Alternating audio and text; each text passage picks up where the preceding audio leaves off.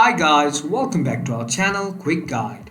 In today's video, I'm going to show you how to schedule your Zoom meeting. So, without further ado, let's jump right into the video. Firstly, open your Zoom meeting and click on Home button and you'll find schedule right here. Just click it. From here, you might want to enter the title of the Zoom meeting and the duration of dates and all the attendees that are going to join this Zoom meeting.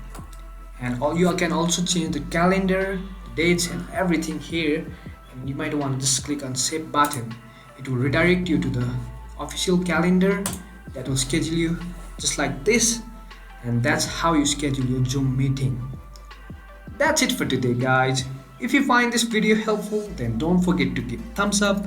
Comments and feedbacks will be appreciated. Subscribe to our channel and don't forget to hit the bell icon so that I can come up with new videos like this. Until then, have a great time and thank you for watching.